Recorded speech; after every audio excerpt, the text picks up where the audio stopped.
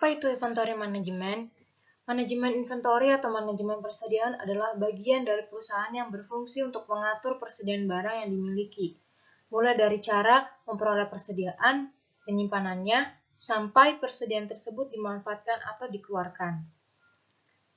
Proses manajemen inventory ini merupakan proses pengelolaan dan pengontrolan atas persediaan barang atau produk yang akan didistribusikan oleh perusahaan kepada konsumen.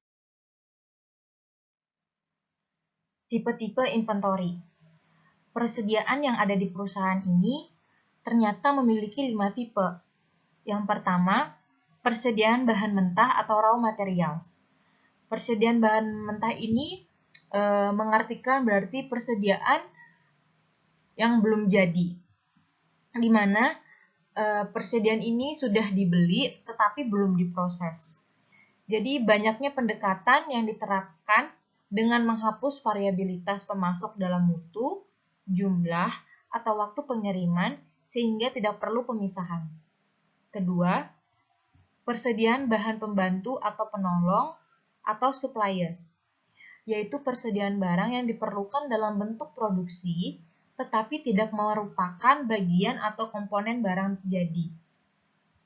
Ketiga, persediaan barang dalam proses work in process, yaitu yang telah mengalami beberapa perubahan tetapi belum selesai, di mana inventory ini membuat produk diperlukan waktu sebagai siklus. Pengurangan waktu siklus menyebabkan persediaan atau inventory ini berkurang.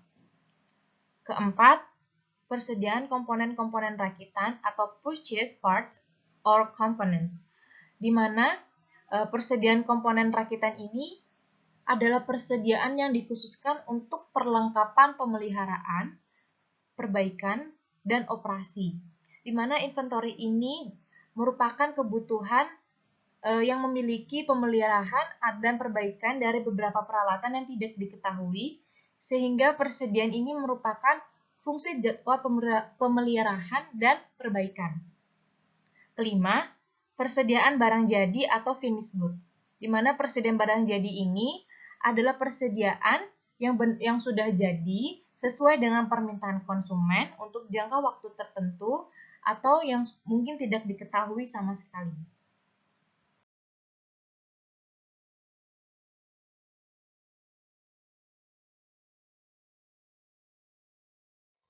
Pengelompokan inventory management. Yang pertama, fluctuation stock, berguna untuk menjaga fluktuasi permintaan. Kedua, anticipation stock, berguna untuk menghadapi permintaan yang dapat diramalkan. Ketiga, lot size inventory, berguna sebagai persediaan dalam jumlah besar yang melebihi kebutuhan inventory. Keempat, persediaan pipeline inventory. Persediaan ini sedang dalam proses pengiriman dari tempat asal ke tempat di mana barang digunakan beberapa hari. Analisis ABC adalah penerapan persediaan dengan menggunakan prinsip Pareto, yaitu membagi persediaan ke dalam 3 kelompok berdasarkan nilai volume tahunan dalam jumlah uang. 3 kelompok tersebut ada persediaan kelompok A, yaitu persediaan jumlah nilai uang per tahunnya tinggi, tapi biasanya volumenya kecil. Persediaan kelompok B, persediaan jumlah nilai per tahunnya sedang, tetapi biasanya volumenya kecil. Sedangkan persediaan kelompok C adalah persediaan yang jumlah nilai uang per tahunnya rendah, tetapi biasanya volumenya besar. Ketiganya ini memiliki kelasnya masing-masing yang berguna untuk mempermudah penerapan dalam inventory management dalam analisis ABC. Model persediaan ada 2, permintaan independen, yang kedua biaya persediaan. Permintaan independen adalah model pengendalian persediaan yang sangat berpengaruh oleh pasar dan terkait permintaan item lainnya. Sedangkan biaya persediaan adalah biaya yang terkait dengan manajemen inventory dalam periode sebelumnya. 4 pendekatan inventory management. 1. Metode IOKI. Salah satu metode pengelolaan dan persediaan dengan cara membeli persediaan sesuai pesanan. 2. Metode MRP. Salah satu metode pengendalian serta perencanaan persediaan untuk menjamin bahan baku tersedia. 3. Metode GIT. Salah satu metode pengolahan dan persediaan dengan metode yang tepat waktu. 4. Metode periodic review. Salah satu metode yang mengharuskan perusahaan memperbanyak stok. Rumus algoritma pada metode IOKI. Terminologinya terdapat beberapa rumus di bawahnya, dari rumus kuantitas pemesanan ekonomis, biaya pemesanan per tahun, biaya penyimpanan per tahun, dan biaya total per tahun. Rumus-rumus tersebut sudah tersedia dalam rangkuman, yaitu Q sebagai kuantitas pemesanan, A sebagai pemakaian per tahun, S biaya pemesanan, I rate biaya penyimpanan per tahun, C biaya harga per unit, H harga tahanan holding cost.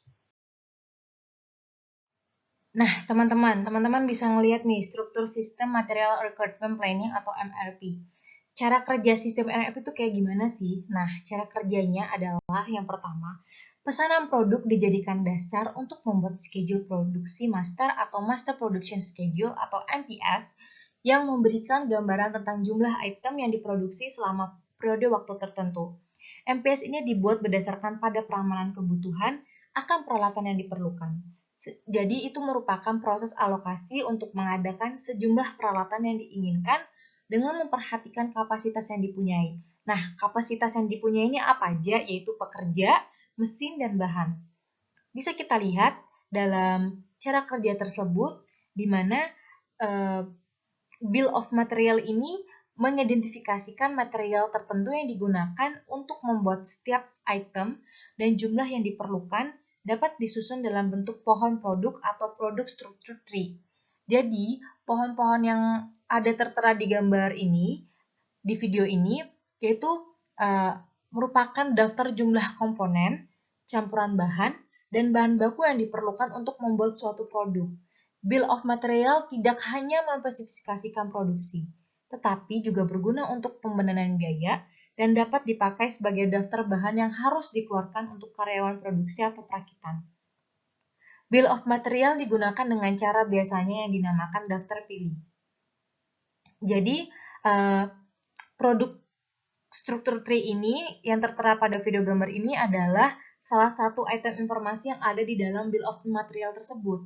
Nah, ini didefinisikan sebagai bagan informasi tentang hubungan antara produk akhir dengan komponen penyusun produk akhir. Sehingga struktur produk tersebut merupakan suatu informasi yang penting untuk hubungan antara komponen dalam suatu perakitan, juga memberikan informasi tentang semua item, seperti nomor komponen dan jumlah yang dibutuhkan kepada setiap pembelian. Jadi, di dalam struktur produk itu dibagi lagi menjadi dua jenis, yaitu struktur produk single level yang menggambarkan hubungan antara produk akhir komponen-komponen penyusunannya, di mana komponen-komponen tersebut langsung membentuk produk akhir atau berada di satu level di bawah produk akhir tersebut. Kedua, struktur produk multilevel, di mana struktur produk multilevel ini menggambarkan hubungan antara produk akhir dengan komponen penyusunnya, yaitu dengan memerlukan komponen-komponen lain untuk membuatnya secara berulang-ulang dan begitu seterusnya.